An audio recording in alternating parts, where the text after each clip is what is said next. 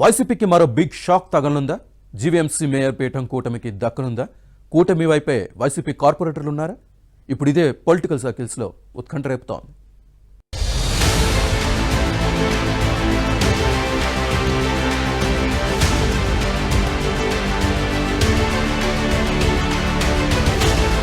ఆంధ్రప్రదేశ్లోనే అతిపెద్ద municipal corporation greater విశాఖను కైవసం చేసుకునేందుకు కూటమి వేగంగా పావులు కదుపుతోంది.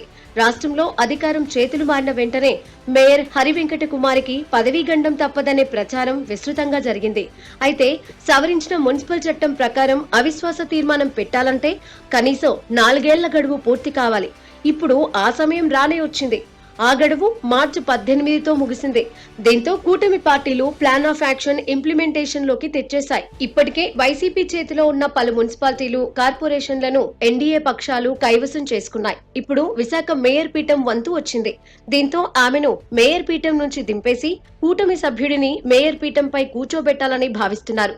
ఈ విషయమై ఇప్పటికే టీడీపీ, జనసేన, బీజేపీ ప్రజాప్రతినిధులు, నేతలు పలుమార్లు సమావేశమయ్యారు.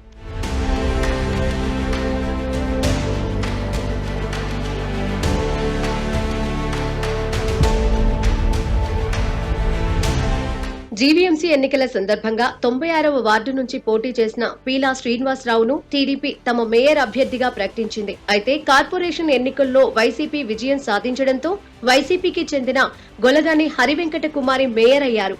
అవిశ్వాస తీర్మానంపై జిల్లా కలెక్టర్ కు నోటీస్ అందిన తర్వాత అందులో ఉన్న సంతకాలను పరిశీలించాలని కోరుతూ జీవీఎంసీ కమిషనర్ కు పంపిస్తారు.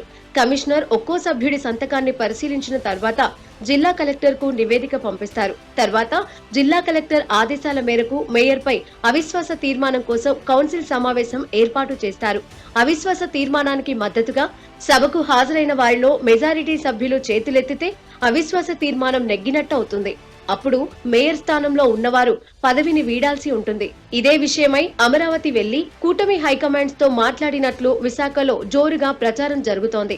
మేయర్ పీఠంపై టీడీపీ అభ్యర్థి పీలా శ్రీనివాసరావు పేరు దాదాపు ఖరారైనట్లేనని జోరుగా ప్రచారం జరుగుతోంది. అయితే డిప్యూటీ మేయర్ల విషయంలో 3 పార్టీల మధ్య ఇంకా క్లారిటీ రాలేదని తెలుస్తోంది.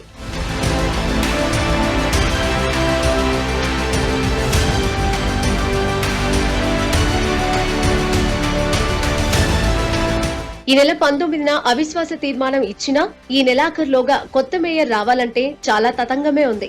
ఎంత లేదన్నా కొత్త మేయర్ ఎన్నికకు మినిమం 15 రోజుల సమయం పట్టే అవకాశం ఉందని కొంతమంది కార్పొరేటర్లు అంటున్నారు. అంతేకాదు ఈ నెలాఖరులోగా జీవీఎంసీ బడ్జెట్ ను ఆమోదించాల్సి ఉంది. అయితే ఈ బడ్జెట్ కు ప్రస్తుత మేయర్ హయాంలోనే ఆమోదిస్తారా, లేదా ప్రత్యేక అధికారిని నియమించి బడ్జెట్ ను ఆమోదిస్తారా, లేదంటే కొత్త మేయర్ ఆధ్వర్యంలోనే బడ్జెట్ ను ఆమోదించే ప్రక్రియను పూర్తి చేస్తారా అనేది మాత్రం స్పష్టత రావాల్సి ఉంది.